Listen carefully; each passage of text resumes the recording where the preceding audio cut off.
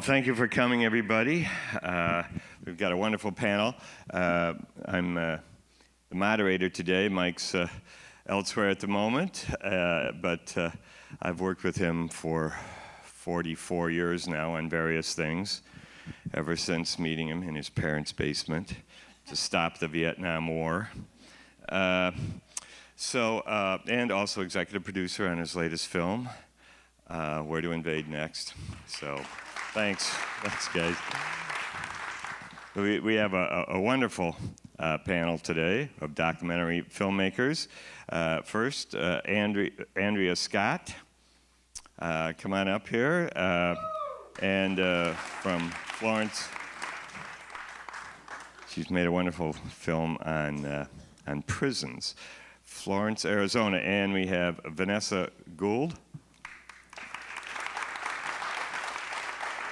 Obit, documentary film, Avia Kepner, and Rosenwald, and she's been making documentary films from Detroit for a long time. Simone Wendell, Things of Kaldstad. We have Fern Perlstein,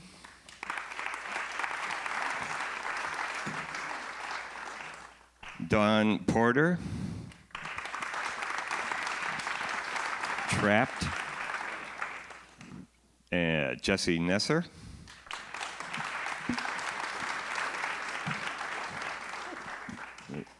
we have also Josh Krigman, Wiener, some of you may have seen that already, and Benjamin Rhee.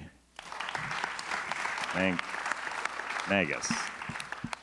Okay, it's a large panel today here, and everyone has a microphone. You should have a water too, either close to your chair, behind your chair, if you don't have a table next to you.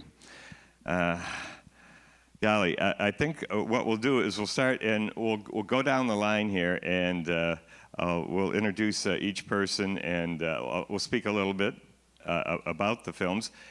Jump in if you wish. Anybody on the panel, if you want to add something to what we're talking about here, and we'll talk about all the films.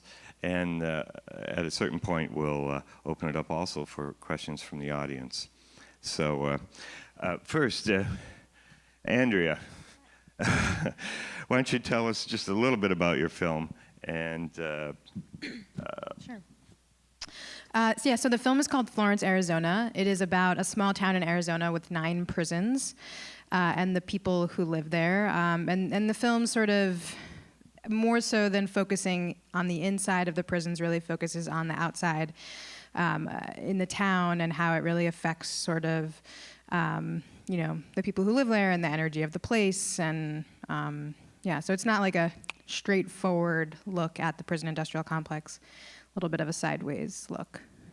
I don't know how many people realize America has more people in prison than any other country on earth, per capita or total number. It's become a business. And do you want to say anything about private prisons? When we were in Europe filming prisons there, they couldn't believe there was such a concept as a for-profit private prison who can then take their profits and encourage congressmen, to make laws with longer sentences. Sure. Yeah, I mean, that is one of the reasons. A friend of mine originally told me about this town, and I got really curious, and I started doing research. And one of the things I found was an NPR report about a conference that ALEC, the American Legislative Exchange Council, had held with private prison corporations, where they, ALEC gets state legislators together with corporations and has them write model legislation. And then oftentimes that model legislation, which is usually beneficial to these corporations, is taken back to the state legislatures, and then these bills are passed. I mean, that is what happened with SB 1070, which was the really horrible immigration, criminalizing immigration, basically, immigrants rather, in Arizona, that was struck down by the Supreme Court. But this was back in 2010 when I first came across the town. But anyway, yeah, so they, these corporations, these private prison corporations we're trying to incentivize filling these beds and building these prisons. And there's an immigration detention center in Florence, and immigration detainees were held at some of the other facilities as well, and usually in actually worse conditions than the immigration detention center. And I just have to say one more thing here. When we did Capitalism, A Love Story, we were taking a look at this whole prison thing, and there was a certain question about could we get the public to feel sympathetic for criminals, who are in prison for committing crimes. And in the end, what we did was we filmed a juvenile for-profit prison in Pennsylvania, where a couple of judges were taking bribes to put children in a juvenile prison, kickbacks over $1 million. So what you've been able to do, I think, is something we were hoping to do. These are adult prisons with criminals, and yet to take a look at how the community is affected by it as well. It's a really cool thing to do. Well, thank you. Let's go down, and let me ask a couple. We have next Vanessa. Hi. And you might have to leave a little early because you've got another screening. That's right. This morning. So why don't you tell us a little bit about Obit? Go ahead.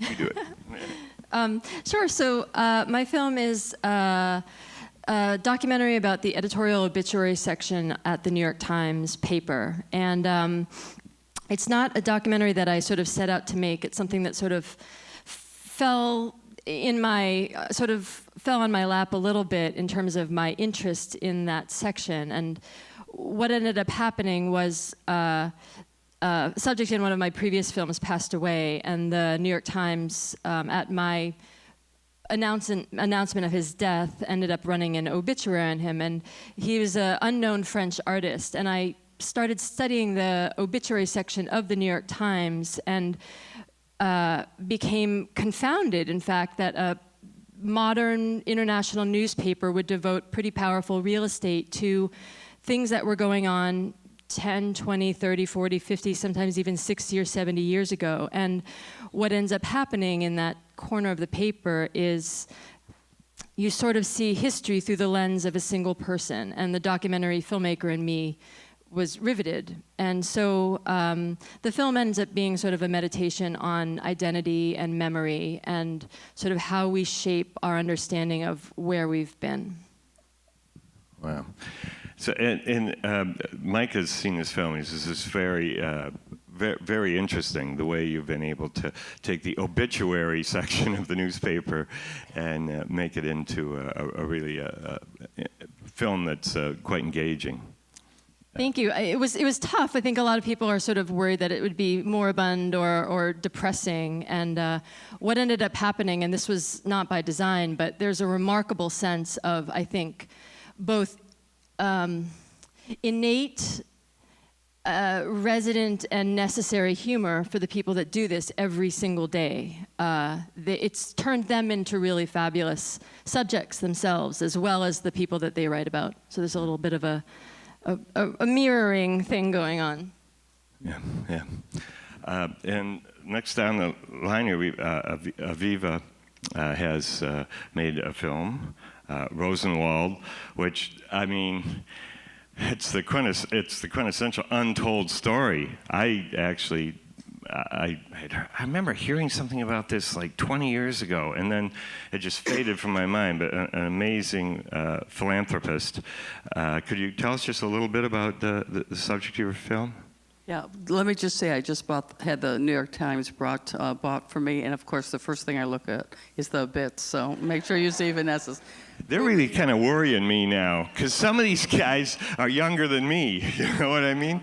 Does that ever... Well, if you make historical films, I mean, so many, one was Niederlander today, who started out in the theater business in Detroit, where I grew up, and every time Fiddler on the Roof was there, my dad would take me, which has sort of why I, after thanking the DC Bar for flunking me, I became a filmmaker, and absolutely true. And what I do is do films about underknown Jewish subjects, including Hank Greenberg, who's a Detroit Tiger.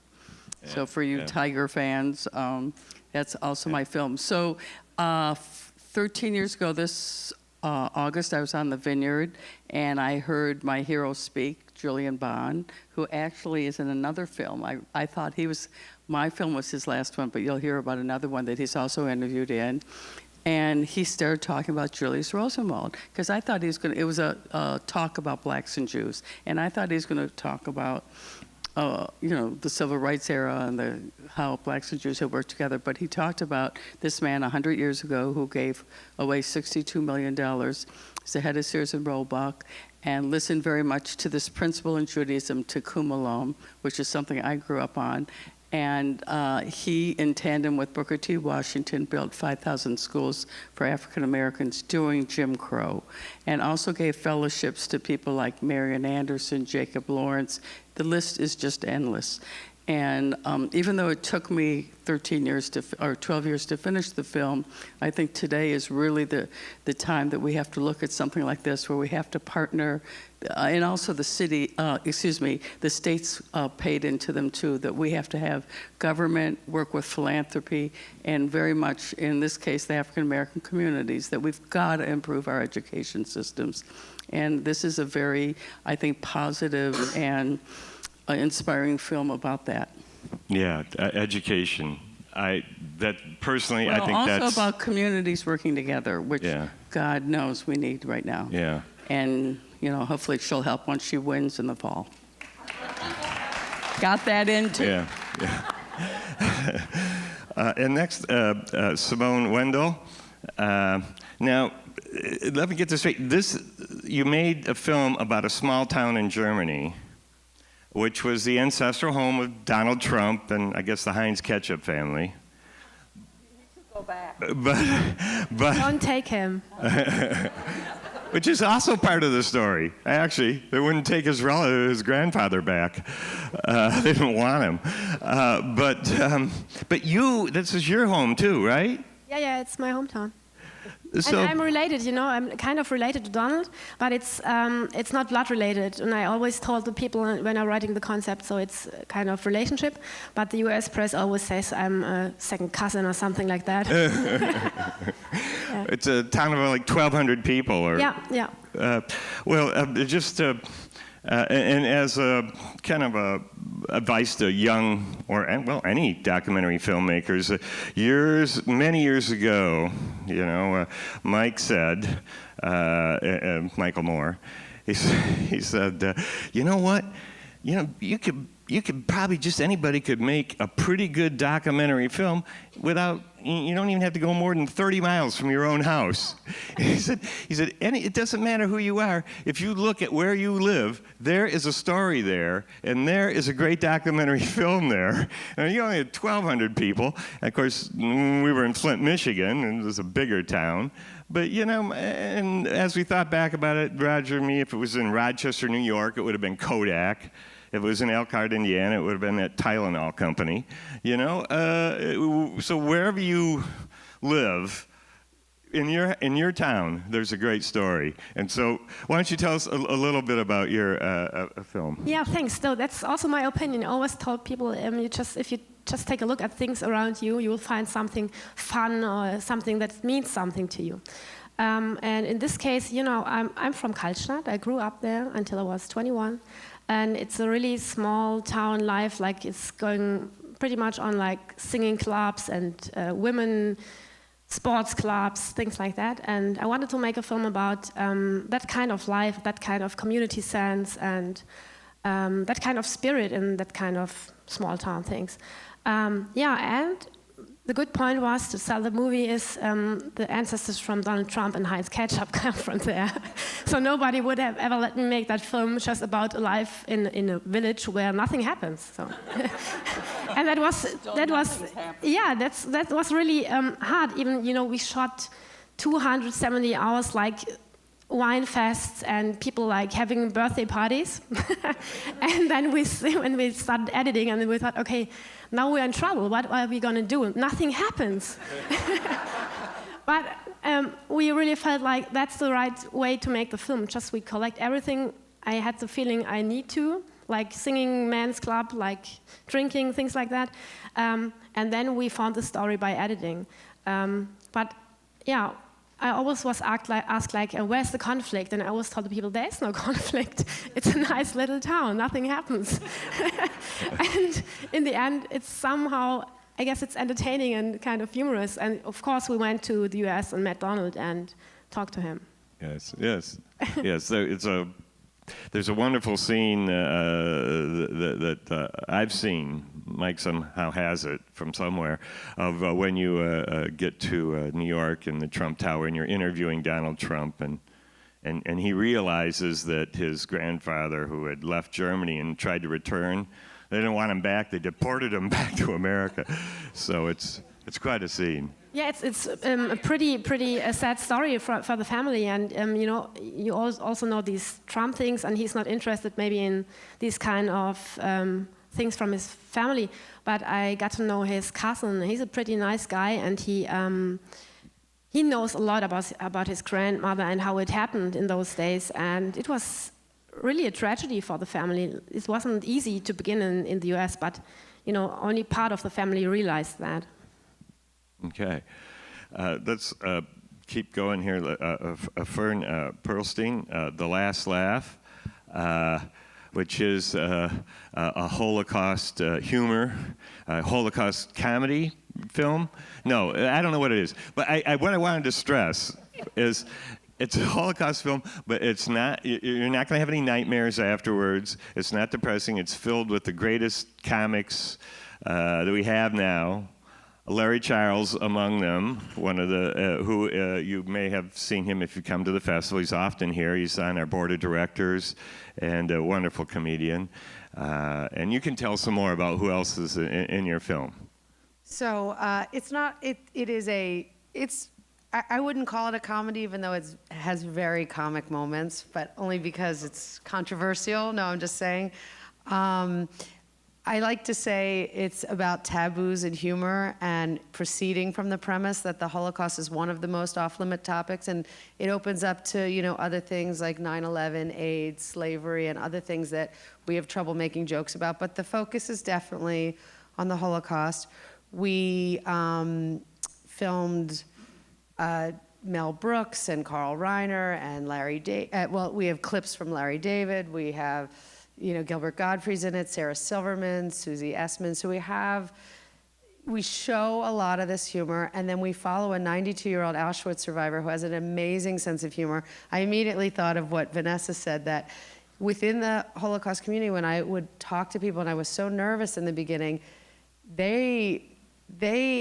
a lot of people would say, oh, there was this funny story, or this, you know, like within, sometimes they kept them to themselves, but you know, humor is a part of survival, and it is a real human instinct. And even in the camps, when we think back to the camps, we say, oh God, how could anybody have laughed? But when I talk to Renee, who's in my film, we talk about how, you know, she came from a world where, you know, yes, she had to move into a ghetto. Okay, that was her life. Okay, she had to move into here. She went on a train. She went to Auschwitz. She did not know that was necessarily the end. So, you know, when something funny happened or a moment happened, you still laugh. You're living your life. It's just not, you know, we have the idea in retrospect that it's sacrosanct, but, you know, when you're, you know, surviving and living through something in any of these issues, you know, people do still have that natural instinct, and it really can be helpful. When I first heard about your film, you know, Mike was telling me, it made me think of when I was a teenager. My father gave me this book to read. It was a little short book. It was Man's Search for Meaning by Viktor Frankl. Anyone ever read it? And it was so much like that. It was how to find. He wrote that he was a prisoner in I think Auschwitz or one of the the camps, but the optimism that came out of it, and the meaning that you could find in life in the most difficult situations, like you're talking about, was really it meant a lot to me throughout the years. Well, the original, so a friend of mine wrote this original academic paper that was spurred on by a situation we were in, speaking to a survivor in 1991 about Art Spiegelman's mouse, and the survivor was very upset about it. I don't know if you know his book. It's known as one of maybe the first graphic novel, and it was about his father's experience in Auschwitz, and he, and using animals, so that the Jews were all mice, and yes. Yeah. So yeah, I remember this. He spoke to the survivor. She was very, very unhappy, and she's like, "You can't, there's nothing funny about the Holocaust. You can't talk about it in the funny pages," because the graphic novel was not in our lexicon then. Yeah. And we got into a whole conversation with her how actually it's not humorous. It's just a comic form, and it's actually very serious. And the story is intercut with his then present day story with his father, where there could have been funny moments then of him navigating his father and his relationship. And he said to her, "Did you read it?" And she said, "No." So that really stuck with him. He wrote this academic paper. A lot of Viktor Frankl is in that paper. And then that was in 1993, and he handed it to me and said, "Make this into a film." And wow. The last laugh. Wow. Well, thank you. Then Dawn Porter. And this is an important film, I think, for right now as well. Michigan, we just recently went through some of the trap. They're trying to use trap laws here as well. Why don't you tell us a little bit about your film and the status of availability of abortion in America? Yeah, my film is called Trapped, and thanks to Fern, it now feels like a comedy. It is about abortion clinics in the Deep South and how there aren't any, so thanks, Fern, for that. So I made a film called Gideon's Army that was here about public defenders working in the Deep South. Even though I'm from New York City, I was born in Brooklyn, I got just really interested in the culture there and some political things that are happening.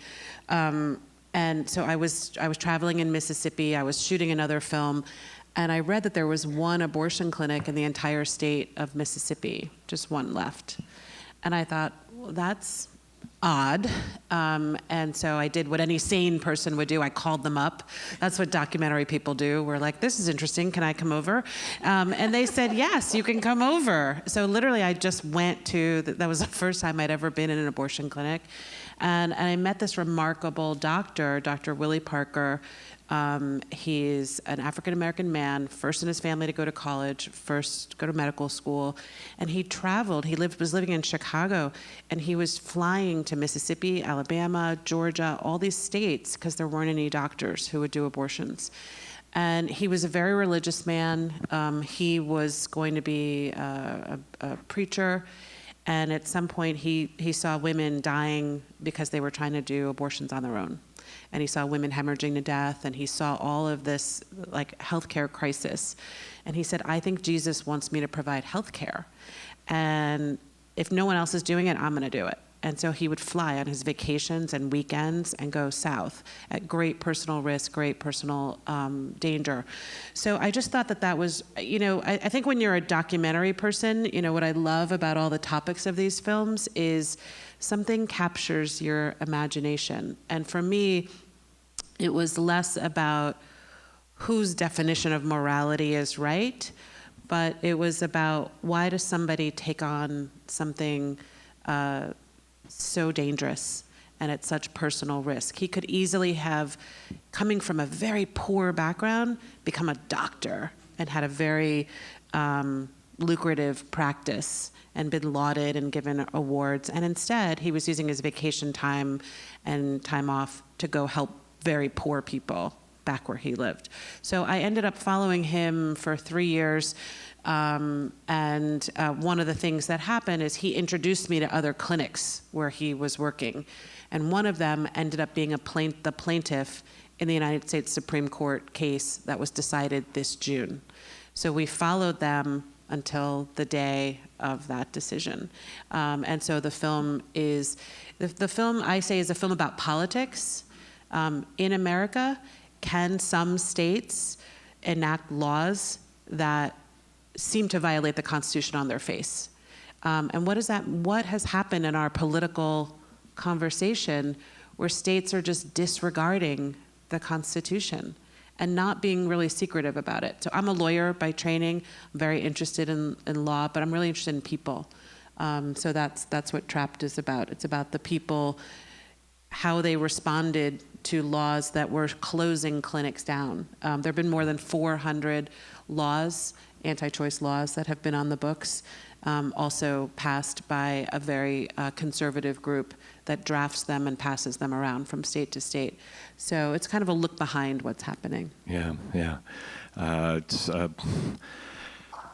don't know. I'm a little speechless sometimes when I think about this, because I don't know why this is still a debate. You know, in 2016, this was decided so long ago, and I guess it's part of the culture war that has been used. You know, bonding Wall Street, who I'm sure doesn't really care about abortion, but they've been able to use that as an issue to manipulate the vote, really, I think. I have another question, but let's wait a minute. And I feel like I want to help you. Yeah. I don't know, man. It's just so upsetting, and it's one thing after another, and they've got these like little, you know, mean-ass geniuses somewhere figuring out these things that are annoying and making it difficult for women to exercise a constitutional right. And until, you know, it's the whole speech that everybody, I think, has heard, but, you know, you need to be able to control your own body before you have any actual liberty. I mean, look, I'm pro-choice, but what I really think that this film is about is we have a democratic system, and we should do things in a straightforward way. If you don't like a law, you work against it. You don't go around the system in a sneaky way. Yeah. And that's why I say this isn't a pro-abortion film, it's a pro-democracy film, which is if you don't believe in something, you get out there and you make your case to the people. And if the people agree with you, you will win. Yeah. And if they don't, you will lose. And then you have to say, okay, I lost. Yeah. You know, not everybody gets a gold star. It's not nursery school. So that's what it's about. Well, thank you.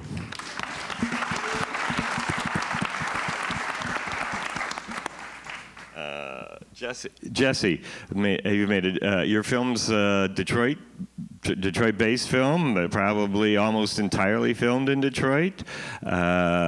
Detroit's on sort of a comeback with Midtown and downtown. Well, I mean, sort of, because Midtown and downtown are about 5% of the land area, and they're doing very well. But the rest of the town has still needs to be, you know, rebuilt. Yeah. Yeah, that's right. And I got a great tour of Detroit. I'm not originally from there, so, you know, I was our film Walk With Me, also known as the other movie with Julian Bond. Our movie follows a 94-year-old black federal judge who was one of the first black judges in Detroit. And he was appointed in 1967 at a time where you didn't see a lot of black lawyers, let alone black judges. And as one of the only black judges, he ended up drawing, in his first 5 years, 5 unprecedented discrimination cases that dealt with racial discrimination in schools, in housing, in police, in employment, and in one case that dealt with the whole national security versus civil liberties debate. And at the time, these lawsuits were, no one had ever sued for these rights before. Equal employment and the right to have, that a school that's predominantly black should have more white students, and a school that is predominantly white should have more black students, and that a police force, God forbid, should be somewhat reflective of the community that it's serving. And these were all cases that Judge Keith drew, and were sort of the first lawsuits of their time, and here's a black judge who draws them, one of the few in Detroit.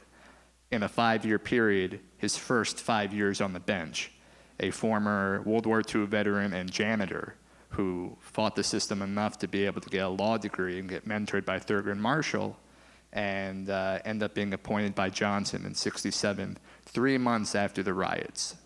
So that's the background of our story, and our movie follows his life growing up in 1920s Detroit all the way to now, where he's 94 years old and still a federal judge, one of the oldest judges in America on the Sixth Circuit Court of Appeals. And he's someone who, just by nature, if you're going to cover a guy who's 94 years old, you're inevitably covering the last 100 years of U.S. history. Yeah. And our movie has World War II in it and the Detroit riots. And we did the math the other day. Judge Keith has been alive for over a third of our country's history. Wow. And that's a lot to have someone like that who is articulate and working and able to tell his own story, his own words, when so many civil rights leaders have passed before a movie could be made about them. Yeah. That was our motivation to make this movie. Well, it's a wonderful thing. And I'd forgotten that Lyndon Johnson appointed him,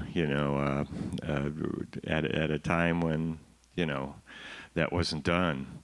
But the poor guy got mixed up in Vietnam, and otherwise he would have been, Well, after the riots, there were a lot of pressure to, get more black representation out there in Detroit.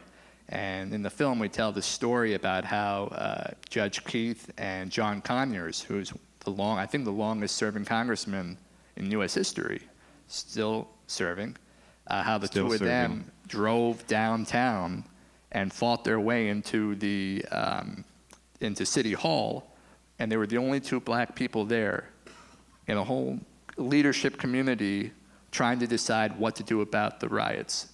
Not one single black person was there until the two of them, got into the building and played a part in deciding what to do about those riots. Wow. I had no idea. The film does bring forth so many things we didn't realize about that period. And those of us that grew up in that area or were in Detroit, during the '67 riots, we remember vividly. And remember the 101st Airborne returning from Vietnam, returning from combat, and really, the city became, I don't know what to say, a war zone. I think Detroit's the only city where federal troops have had to been called twice for a riot. Was the other one 44? 43. 43. Which he was at that in 43. He was someone who he was young enough where his mom told him, "You don't go outside." He wanted to, and so he lived through the 43 riots, wanting to do something. Only 23 years, is my math correct? 33 years later, to end up playing a part in the '67 riots. Wow. Can I? Yes. I grew up at 7 Mile, Illinois, so the riots were in literally the street right behind us. And I'm a child of a Holocaust survivor, and I remember there was a new book out that week or that month called Sobibor Uprising, and I'm reading it while the riots are going on, and I totally got it at that time. But are you sure it's only federal troops? Because in my extras with Rosenwald in 1919 was the Chicago riots, and I'm pretty sure troops were also brought out. No, troops are brought out, but Detroit, I think, is the only city where troops are brought out twice. Oh, sorry. Not a great record. Wow. Yes. It's called Walk With Me, The Trials of Damon J. Keith. Yeah, it's a wonderful film. And so, Josh Krigman, Wiener. Yeah. Usually it gets a pretty... Enough said. it's a sophisticated group here, because sometimes all you got to do is get up and say wiener, and you Yeah, it makes Q&As pretty easy, actually, usually. Yeah. But it's a wonderful film about politics and democracy and privacy, and it's well filmed. Can you tell us maybe Yeah, so the audience? I think as you all, many people probably remember, Anthony Weiner was a congressman, sort of a rising star in the Democratic Party who got into some trouble when he accidentally tweeted a picture of himself, of his wiener, to a woman. He intended it as a direct message, but he accidentally posted it publicly for all 40,000 of his Twitter followers. And so that was the beginning of his infamy, and he ended up resigning, and then a couple years later running for mayor of New York City in an effort to redeem himself and get back into politics. And that's when our film really begins, is following him through the course of that mayor's race a few years ago now. And it is about Anthony and his story, of course, but it's a broader story about politics and media as you sort of see things unfold. It's one of those political stories that I think a lot of us saw at the time. And I think this happens, I think this is something maybe is familiar to us today. You see these things happening and you're just thinking, what the hell is going on here? And so it does, I think, have some relevance to some of what we're seeing unfold in front of us now. And then I also want to say that one of the challenges of the film opportunities really was it is on some level a sad story about somebody doing some damage, obviously, to his life, but there's an incredible element of humor involved, and that was something that we worked with very closely in putting the film together. And Michael Moore, his film certainly inspired me, both just in the reality of his films inspired me, but also I remember reading some advice that he wrote a number of years ago, somewhere in the middle of our edit, about remembering as documentarians that we're making movies and trying to encourage us to put the documentary word aside and to remember that we're trying to make something that's entertaining. And I was curious, Rod, whether you could verify this. I think he said he has a sign above his. Is that it, Sweet? Is that right? That says. Oh, well, one sign says in the editor's room, I think. One of the little signs above the editing machine is always been, remember, after seeing this movie, people are going to want to go home and have sex. Right. In other words, you need a movie that's entertaining first. You need a movie. Otherwise, if no one sees it, your message won't get through. So needless to say, that was inspiring to me through the course of it. One of the questions we've gotten the most often with you is, you got an awful lot of very intimate footage with Mr. Weiner. and how did that happen? I mean, with his family as well. Yeah, I mean, so I came to the story because I actually worked in politics. I worked for Anthony when he was in Congress. I was his chief of staff for a couple of years. So I knew him well professionally and personally before his scandal. So it was, we stayed in touch over the years after I had left politics and moved into filmmaking. And then it was obviously after he resigned and when he was gearing up to run for mayor, that he agreed to allow me in to really be by his side through the course of the mayor's race and film just about everything. And it was the result actually of a couple years of conversation of me pitching him this idea of telling his story in a way that could really kind of get past the punchline version that he became and sort of show a more complete picture, no pun intended.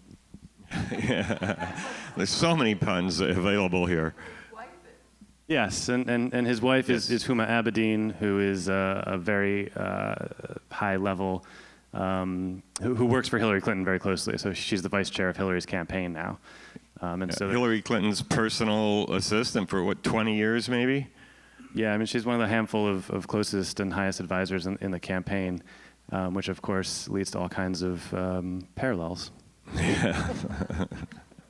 It's an entertaining film, and it fulfills, as Mike says, that you want the movie to be entertaining. And at the end here, we have Benjamin Rhee on the end of our, who's made a film, Magnus, about playing chess, but very engaging. Would you like to tell us a little bit about how you made it? He's from Norway. Need to know anything about chess to watch this film. It's really about the human drama. It's about family. Magnus Carlsen, he's the highest rated chess player of all time. is a chess genius, and we've been filming him for a decade. And what's really special about Magnus is that, you know, chess is regarded as the touchstone of intellect, kind of the ultimate battle of the minds.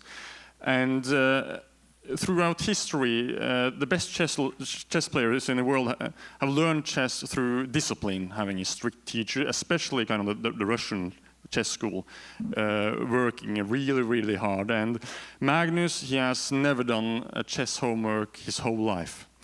He has done everything voluntarily, and his way of learning chess throughout his childhood was that he picked up a random book and opened it on a random page and read it, and then he started reading Donald Duck, and then he played some soccer, thinking about chess all the time. So Magnus has taken a completely different path. And when he actually was 13 years old, Garry Kasparov, which probably some of you know, the great Russian chess player, he said that to Magnus's parents, the apple is almost rotten.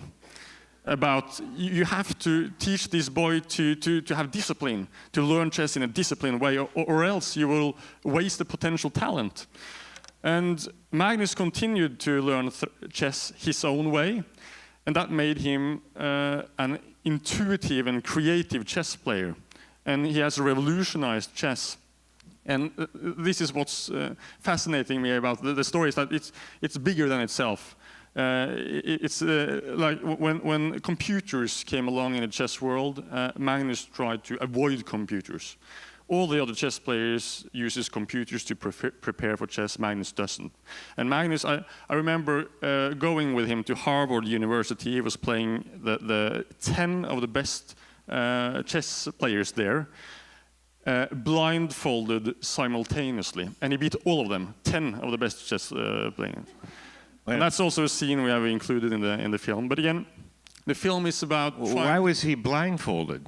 He sits like this with a kind of blindfolded, and the chess players are behind him, and a person goes and he says the moves right, pawn to b3, and then he remembers everything. Everything is in his kind of in his head.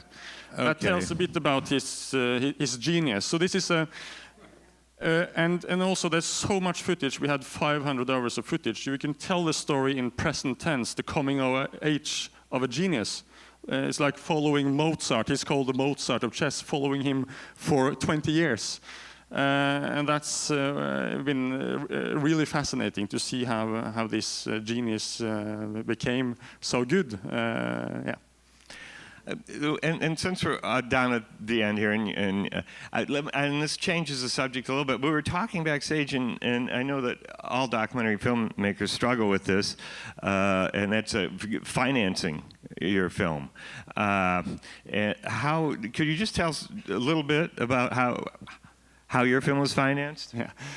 We are very fortunate in Scandinavia because we have a government funding system. So 70% of the film is funded by the government. 70%? Yeah. That's the same as the rest of us. Yeah. And that made it possible, actually, because it was... we used a year to edit this film. We were 2 editors and me. I was also editing. And it took a year because chess is introverted. And to try to make chess entertaining in a visual media, you know, film is extroverted. So to try to kind of convert the emotions so we can feel what Magnus is feeling, that was a huge challenge. So we used a year only in the editing process to make it work. And the government made it possible to do that. We financed Roger and me by running a bingo game every Wednesday night at the Karuna, strip mall there north of Flint, and we could get a few $100 and then buy 2 or 3 rolls of 10-minute 16mm film, and that would last us, for a little while. But I know many. We don't have so much of that in America, and the government does this. It's just your federal government. And then, if you told me also, if the film does well, the government will give, besides whatever ticket sales and other revenue, the government then and maybe they're doing this in Germany as well, but the government will give you additional money for every 10,000 people. You get so much money or something. Yes, in Norway, if the film is watched by over 10,000 people, the company will get 100,000 euros. I'm moving to Norway. No, you got it backwards. The first thing you told me it was 100 euros. Sorry? It's 100 euros for every 10,000 people? No, it's not. But that's that's 10,000 people is the first kind of limit, and then it's not another 100,000 euros next time. No. Here, the government get money makes you based on- pay them $100,000 for every person who But that, watches your movie. Norway is such a small country, and that makes it possible to finance investigative journalism. And it makes it possible to make a lot of documentaries. And in Norway, we watch a lot of documentaries in theaters. And that's because of the funding system. I kind of disagree. I think a big, wealthiest country in the world like us could do a lot more to help documentary filmmakers. Every one of these things are ideas and things that the standard media is not going to bring forward. All these, and they're so important. You know, philanthropy, abortion, prison, and so I just wanted to make my pitch here. That we do need to, we all benefit from paying our taxes, and one benefit we should receive is greater support of independent filmmakers like the people here on the stage. Yes, sir. Thank you. So there's bar mitzvahs and bat mitzvahs for Jewish kids. So I call two of my films my bat mitzvah films because both of them took 13 years to raise the money. Now, I also did other things. I started a film festival. I write. So I have a 501c3. And the reason I'm saying this publicly is if you all want to go into filmmaking. It's harder with historical because there's a lot of footage you have to buy and a lot of working. And it goes back to the other subject you said. And I once had an exhibitor tell me that if you make people laugh and cry in your movie, they're going to love your movies. And I think I agree with Michael that it's really important that even though we make docs, that we can make them entertaining. Yeah, absolutely. It's the first thing he always says. I might have heard him say it 1,000 times. When if he were here, he would be saying it right now. The first thing to do is to make a movie that people want to go to on Friday night and then have sex afterwards. I mean, he says that over and over. And he's and our films do exactly what you said, Aviva. They try to let people laugh and cry, both, and have an emotional experience in a group, in a dark room, in a group with a lot of other people that have come there for that, gathered together in a community situation, not at home on a TV screen. And so the theatrical release and the distribution is really important. Let's see. I think let me check the time here. We can get some questions from the audience now. I think we're set up for that, or not. Okay, let's. If you'd like to ask any of the filmmakers here a question about their film or what they've done or how they managed to do this, raise your hand. We've got a microphone. Will come around. Someone will come around, and you can ask a question for any of us up here. There's one back here. Okay, right here. This is for Andrea. Your movie about the prisons in the small town. Because I didn't get tickets for your movie, was there a difference in how all of these prisons affect the actual social structure of the town? Because we've got, a town whose major employer is a prison, and how does that affect the people? Yeah, so I mean, the town itself, the population of the town is 25,000 total, or something like that. But it's the breakdown is basically 2 inmates for every 1 civilian. I think it's 8,500 civilians to 17,000 inmates, and the town, because all of those numbers are included in their census. So, and the way it works in Arizona is there's something called state shared revenue. And so the town, and you get money back based on how many people are living below the poverty level, and all the people in prison are considered as living below the poverty level.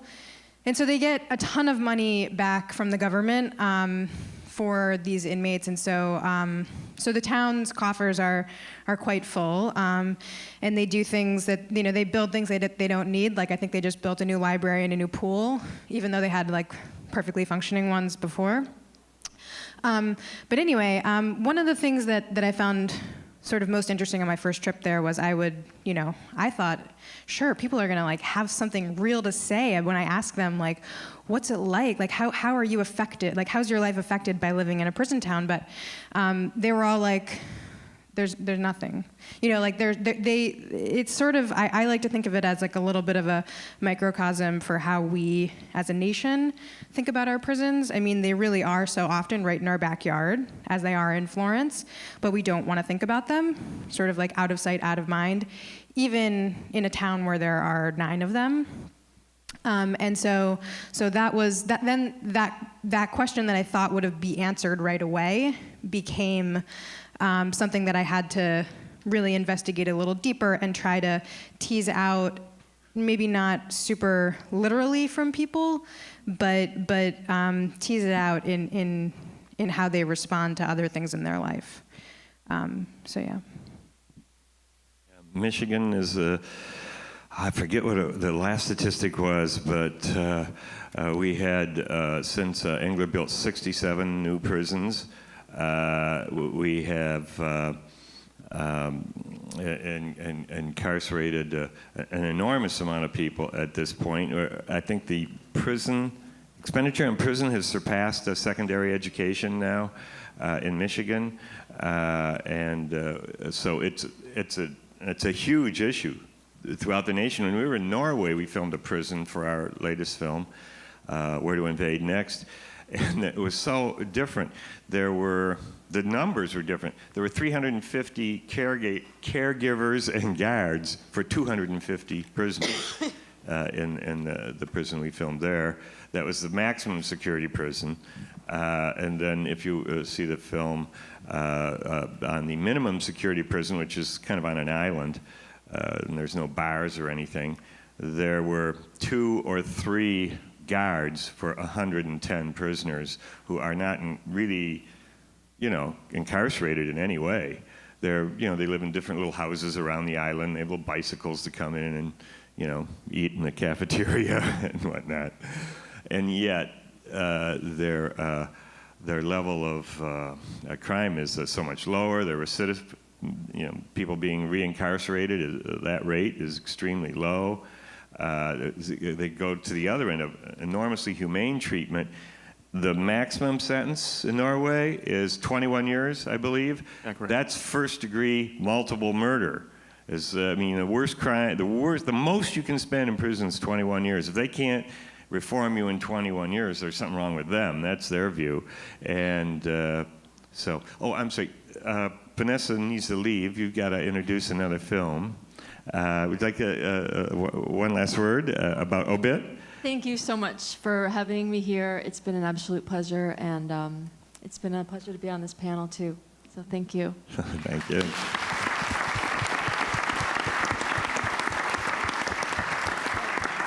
Another question in the back here. I have a question for Aviva. I saw your film in Detroit, and you were speaking about trying to get funding to show this film in schools, and I wondered how that was going, because it's such an inspiring film for young people. Boy, and I didn't even plant this question. What happened is we've gone back to, I always overshoot, so I got a Ford Foundation grant, and there's 3 hours of extras, a lot more stories, both from the Black and the Jewish point of view, mostly the African American historical point of view. And it was based on the fact that I had all these young interns for years, African American and white, and no one knew who Marian Anderson was.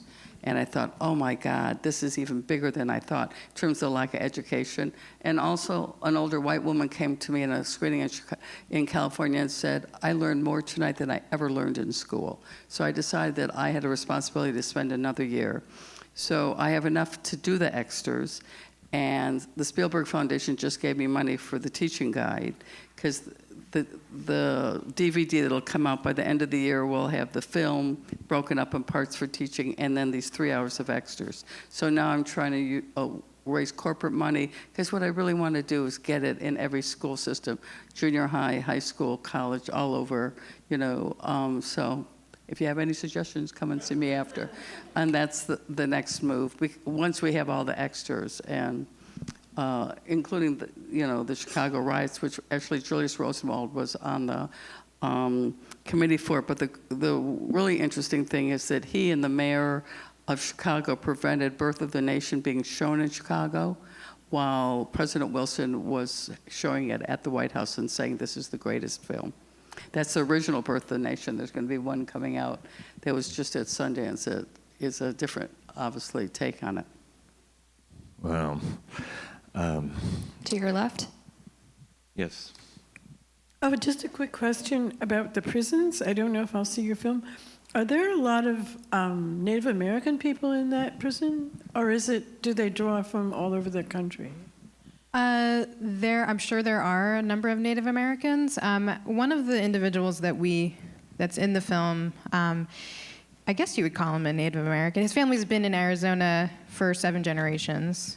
So as he says, we didn't come to America, America came to us. Yeah, I mean, his family's of Mexican heritage. I mean, probably some Native American blood too. What does that even mean? But anyway, yeah. So there's I guess there are some Native Americans, but not specifically. Yeah. The whole prison experience is becoming quite common for American families. I mean, there's magazines that publish monthly, about, I can't remember the titles right now, but publish monthly about being in prison with, advice on how to, go and visit your loved one, et cetera. It's become a culture. It's the prison industrial complex is really the phrase. Well, there's another question over here. Yes, this question is for Dawn. I saw your film on Independent Lens and was completely blown away. It is so well crafted. I was holding my breath at the end, waiting for the court case to be decided. But my question is, you were out there, people were picketing, people were being threatened, et cetera. Did your film crew have any problems? They knew you were filming? Do you have any issues like that? Well, the anti-choice activists are very aggressive. And the first time I showed a clip, I had never been in an abortion clinic, and the first time I showed a clip was in a small conference in North Carolina. And one of the anti-choice folks recorded it and then put my picture up on their website to True Life News, which then goes to Operation Rescue, and said, my last film was on HBO, and they said HBO filmmaker goes to the dark side or something like that.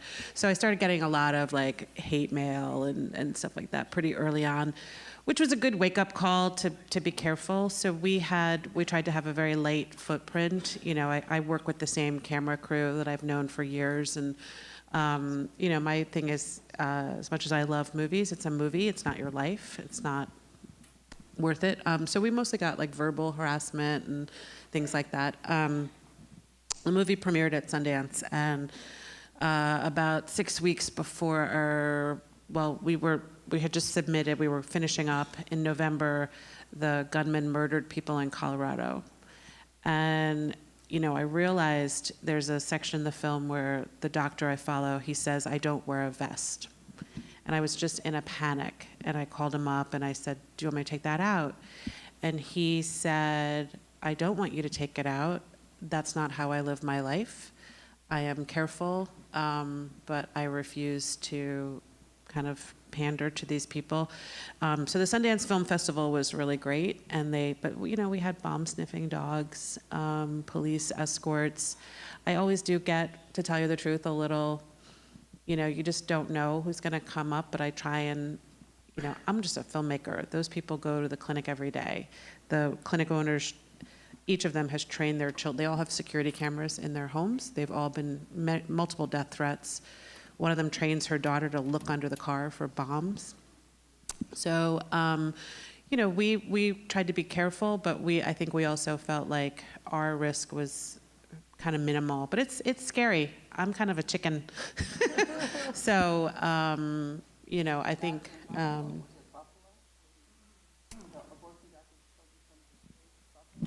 Tillman, right? Dr. Tiller was killed in church. Tiller. No, Dr. Tiller was killed in church. Yeah, I don't know I mean, many people have been killed and are aggressively, you know, advertised. So we were careful, but I think the dangers are real. I think you're very courageous and need to be commended, you know, and it's the gift, really. It's extremely courageous, and more courageous than the standard media, or they're not out there doing these kinds of things and saying these kinds of things and facing that. So, yeah, thank you. Back left. I've got a question for Josh Kriegman. You made an oblique reference to this, the marriage between Huma Abedin and Anthony Weiner. I wonder if you could give us any insight as to, I know everybody's wondered why Hillary stayed with Bill, why she stayed with him. Well, you have to watch the movie. I guess that's a good plug for the film. No, I don't know. I mean, it's a question that people kind of, I think, naturally want a clear answer to. I think part of what you see when you watch the film is you get to kind of be with them through this experience, which I don't know if people know, but the mayor's race was originally he was doing very well, and then the new revelations from his scandal came back, and it became a real circus, or it was a circus kind of throughout the whole thing, but it ended up being obviously a very unsuccessful and kind of disgraceful effort to get back into politics, and the film allows you to experience alongside him and really with both of them, kind of, you know, in the room with them through that experience. And part of what I think you see is that kind of our natural desire to have the clear answer, or the kind of soundbite version that kind of satisfies the why question about marriage, about human nature, about all these things, is it ends up, I think, feeling a lot more complicated than you might think. So, you know, they have a relationship, and I think it's hard to say, you know, from outside any relationship, what's going on inside. Exactly. You know, you did get a lot of very intimate footage, though. You had obviously somehow gained their trust, and you were in the room a lot with both of them. Yeah, no, I mean, it's you know, I obviously had known Anthony for a long time, and you know, I think he and was kind of hoping for and committed to this idea of having a more complete version of his story told in the same way that I was, and so he really allowed me to film everything. I mean, not everything, but a lot, and it is a little bit. I think it's a little bit surprising, certainly for viewers, to kind of be in the room with him and with his wife while these things are happening. One more. I have a question for Dawn.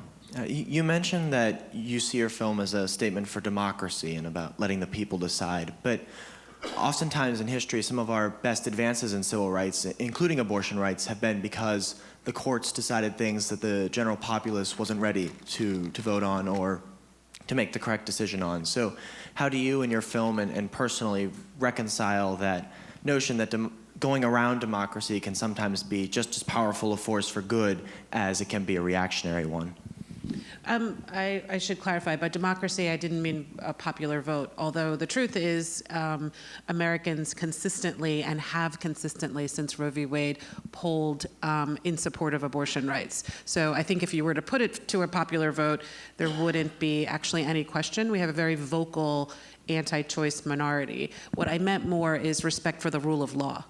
And so my personal view as a lawyer and person who practiced for 10 years is that these laws violated our constitutional principles. So what I mean by respect for law is respect for the democratic process, in that we had a Supreme Court, we had cases litigated. Even though the Supreme Court decided 5-3 that these laws, the Texas law was unconstitutional, they're laws that target abortion clinics for regulation that does not apply to other medical procedures that are similar. So you can go to get a colonoscopy, you can get plastic surgery, you can go to your dentist where you're put under and you're not subject to the same regulations as abortion clinics. So that's more what I meant, but I clearly, if we don't have the Supreme Court making decisions that might be unpopular in parts of America, a lot of people who, have minority rights would not be protected, so. One down in the front. Oh, thank you. This question is for Aviva, and it's about educating young people, kids in public school or high school, about the Holocaust. And as more survivors die, their stories hopefully won't get lost, but they get diluted. And there are so many blogs and websites and groups out there who are Holocaust deniers, and young people will be affected by those for sure. What do you think should be done or can be done? And you're already doing something about educating young people, but what do we need to do? Well, my first film that I didn't direct and produce was Partisans of Vilna, Jewish resistance against the Nazis. I mean, my whole reason to go into filmmaking was my own search as a child of Holocaust survivor. And actually, when I was 13 at Northport, at my parents' home, unlike Spiegelman, my mother did not talk about it. I read Exodus, and that's the first time I read about Auschwitz, and that's where my grandparents and aunt died. So I'm almost doing the whole journey, because my mother wanted to protect us, of learning about the Holocaust. So I've thought a lot about this, because every film I do touches on it. And even the next one I'm doing on Moberg, The Catcher as a Spy, was research, spying against the Japanese and the German. It's a World War II film. I just think it's important to present the Holocaust in curriculum in a way that children can cope with it, or young adults, but older. And the big thing I say wherever I speak is, and I'm just doing it now. My mother died 9 years ago. My uncle just died. I'm finally doing my family's story, because I was born in Berlin. I'm the first American war baby. Where was I? So the most important thing, it's not just about Holocaust stories. Everyone in the audience, we can scan photos now. You can do interviews really cheaply. Do your family stories so your kids and your grandchildren know. I blew it. I'm going to go to Israel at the end of next month to see the woman that my mother said, go talk to her. I couldn't tell you. It was too hard for me to tell you. Go talk to Dahlia. And I'm finally doing it at age 69. And I just think, it's sort of ironic that I make historical films and I didn't do it, but now I am. In fact, in our film, we took Germany as the example of really doing a great job of teaching about the Holocaust to their young people. And it's always, to me, it seems like education is the thing that saves everybody and makes a better world. Starting at a very young age, it's part of their curriculum every year. I'm sure Simone went through that system herself, and all the way up to high school. Every year, there's a part of their curriculum. But the Turks have never taught about Armenians. Well, that's film I still want to make. Yes, go ahead. But I just want to say that my film has been recognized as a film that will help young people who may feel exhausted from Holocaust stories. It's a new way in. It's a way that they don't think, oh, I'm going to see a Holocaust movie, I'm going to see these comedians. And then they get the story in a roundabout way without being preached to. And I think for people who their instinct isn't to go see that film, that's what, you know, my film has been praised for. So I hope that it helps keep these stories going, and it does have survivors in it who are talking about how important it is, and it really also focuses on the second generation who has the story, that it's their story too. So, and there's a very dark sense of humor, I'm sure Aviva could tell you, in that community, where at first I tried to get that story as my observational story to follow, but it is, because they're in some ways the only people that can sort of poke fun at the survivors, but it's so inside joke that it's really hard, it was really hard to draw on that. Although another film I wanted to do, you know, Iran has denied the Holocaust. And I know personally people whose parents survived going to Persia during World War II. So, you know, that's a story that still needs to be told. I probably won't do it, but I've been trying to encourage others. And I have to say, I'm really tough on Tarantino. I think Inglourious Bastards is a mistake because 100 years from now, people are going to think that's how Hitler died. So when it comes to fictional films, I think, you know, you've got to be really careful how you portray things, you know, but don't get me going on Tarantino.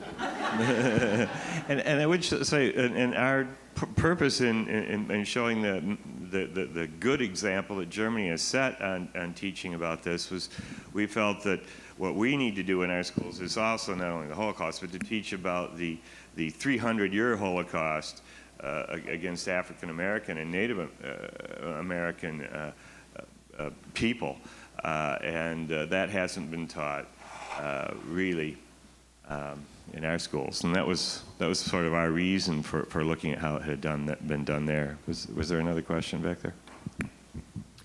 Thank you all for being here. And Benjamin, at the end of the line, you mentioned a year in editing, and I'm curious. This could apply to any one of you filmmakers here, but I'm just wondering, with the richness of the stories you aim to tell, how did you decide what to include, and who do you work with, who do you partner with to make those tough calls about what to leave in and what to leave out?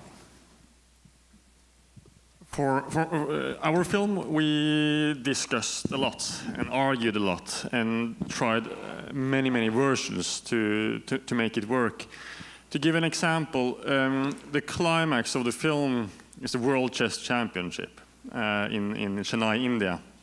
And in the film, you've gotten to know that Magnus has a lot of inner demons. And so the first version of the championship is all narrated by Magnus with voiceover, because then we know exactly what's going on inside his head. And that's really boring to watch, really boring to watch. But that's a good first version of the championship. And then we try to convert what he's saying visually. And that we do by, you know, we have so many angles to work with. We have, you know, a chess game lasts for 7 hours at the most, and then we have 10 games like that. So we can work a lot with editing and music and sound, and especially at the championship there were a big glass wall. And behind the glass wall there were a lot of photographers, hundreds of them. So we used the photographers as a metaphor for his inner demons.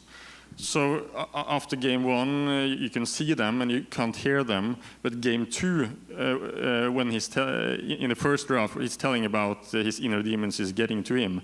Then we kind of sound with the sound we take down the glass wall, so we hear the sounds from the photographers.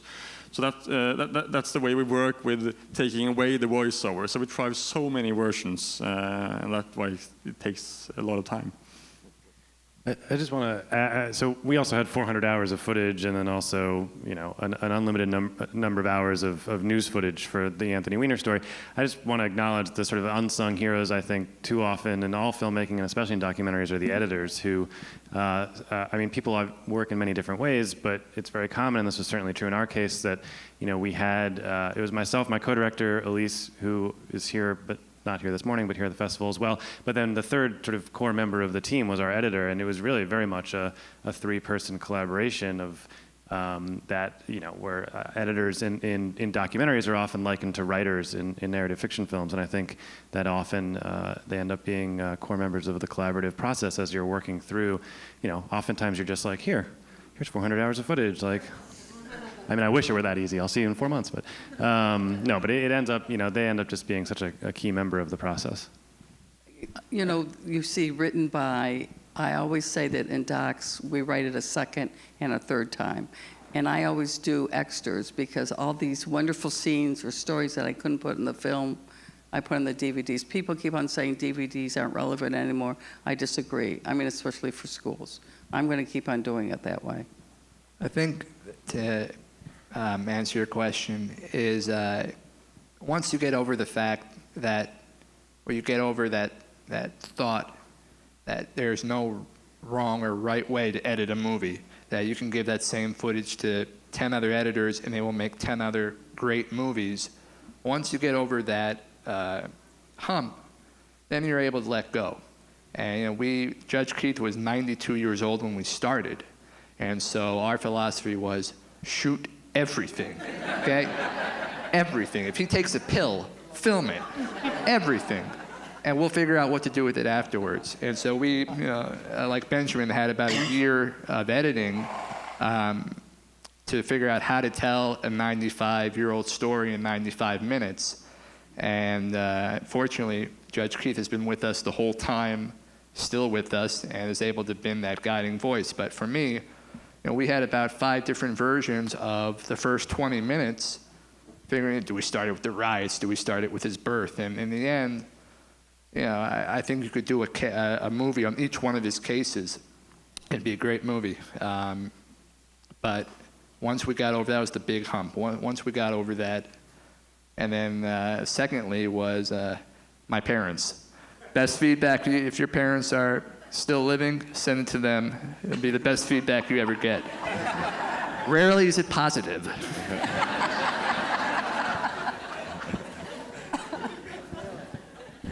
I just want to say, I mean, to counter a little bit, I think, and I work as an editor in the industry as well, editing for other people, and I also edit my own films most of the time.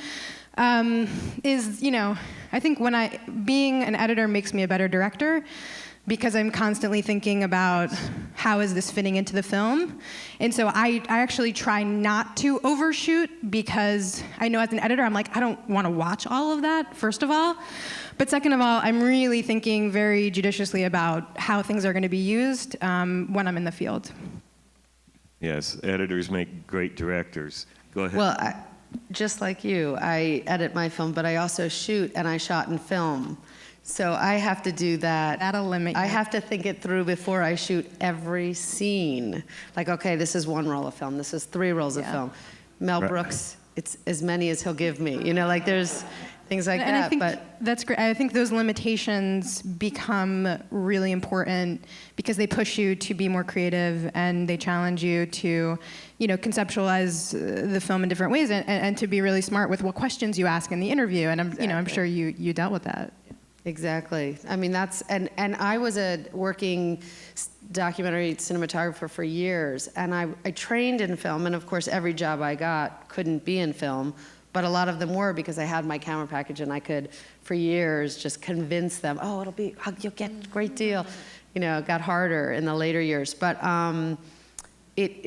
when I would be on shoots and they just wanted me to fire hose footage, and I was bored and I was tired. I mean, I remember I was shooting the band Fish. We were following them on their first 3-day concert, and we were in his Trey's house while he was writing a song, and this was going to be maybe 30 seconds in the film, and you knew it. And I'm sitting with him at the piano bench while he's writing a song, and I'm on the director wouldn't even let me take this huge camera off my shoulder. She just changed the tape on it after 2.5 hours. At one point, I put the camera down. She's like, what are you doing? I'm like, I'm taking a moment. But she would just change the tapes in 2.5 hours of him noodling on the piano. You should make her I'm hold like, there's it. no way. So. We shot Roger and me on 16 millimeter, And it's a 10-minute roll. And if the bingo game didn't go good that week, we'd only have 2 rolls, 10 minutes each, you know? And so actually the whole film was 40 hours was what we shot on Sicko. We shot 1,000 hours on, 1,000 hours on Sicko and 40 hours on Roger and me. And then sometimes, if we only had 2 rolls of film, the film would run out, but we'd just keep pretending that we were shooting. Well, we had a, the sound was separate on a tape recorder called a Nagra. And so then but we would have the sound, because that was cheap. That was only $5 for a big roll of tape.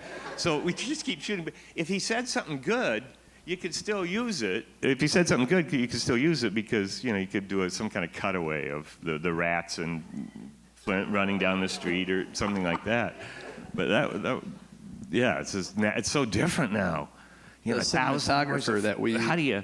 Go ahead. The cinematographer that we worked with is a National Geographic veteran. He's 71 years old, and he came out of retirement just to do this movie. And the only time we would ever butt heads would be, you know, he grew up and learned, and his work was in film. I'm pretty young, and so I came up in digital.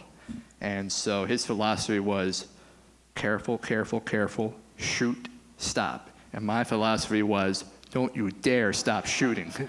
And so, you know, I learned a lot from him about how, you know, especially afterwards when I'm looking at our footage, I'm saying, why the hell did we film this? And you know, I really learned about how, despite having endless options in film, there is something to be said about being careful about how you shoot. Well, nowadays, it's, Mike says, don't ever turn off the camera under any conditions. At the beginning of every, you know, thing that we're going to do or place we're going to go into or whatever, we remind the camera guy, don't turn it off. I had this funny experience with Anthony of, you know, he's a really funny guy, and he would just all the time just, you know, in the middle of some boring, long sequence of doing nothing, he would say something hilarious or provocative or whatever. And I would spend many hours in the car with him, just filming him sitting there. At one point, I remember him sleeping, and I was sort of getting some artsy shot of him sleeping. He kind of like wakes up and looks at me, and he's just like, "What are you doing?" and then I was like, you know, I'm gonna have to. This is late in the process of, you know, 4 months of filming nonstop, and it was not a pleasant experience for him. And I was like, you know, I'm going to have to relive every moment of this. And he's just like, good God, I do not envy that. I'm going to be rewatching The Wire or something. You know, he was sort of shocked at the extent of the process. Wow. You know, and then there's also surprises. You never know what you're going to have. Like Hank Greenberg was also filmed on 16 millimeter, and at lunch with 2 rabbis, one in the morning, one in the afternoon, one location, each telling about what Hank Greenberg meant to them. At lunch, they talked about how they used to play baseball with their sitters. They'd sit there in synagogue and play baseball by numbers. It was like the best, funniest scene in the movie. I said, wait, we got to shoot this right after. I didn't know I had it in a pre-interview. So, you know, you got to always be ready for those kind of surprises. We have time for one more question up front. Okay, one good one. This is a question for Josh Kriegman. I saw the movie. I liked it. Hi, good to see you again. I liked it very much. I liked it for many reasons. One of them was that if one does have a preconceived notion about the subject, you manage to change it, and and the relationship you had with him, I think it was very sensitively done. I wanted to ask though, were you surprised that the sexting came up again? I mean, you started this before it happened, so I mean, how surprised were you?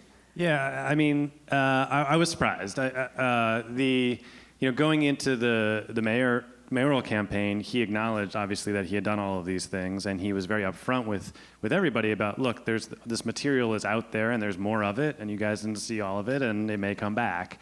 But what he failed to tell people was just the timeline of it all. So it turned out that he had continued his sexting behavior after he had resigned from Congress. So everyone had assumed he was sexting, he resigned, he stopped, and was reformed. And it turned out that it was a much longer, more difficult process for him of getting through that period in his life, and he wasn't clear about it. So anyway, the details were a surprise to me, to the staff, to the public, and ultimately that's the reason why it didn't work for him. It's possible had he been more upfront, it might have gone differently. Yes, and the other thing was, Huma, she did not seem as on board for this kind of reality show invasion of privacy. She kind of stood back and...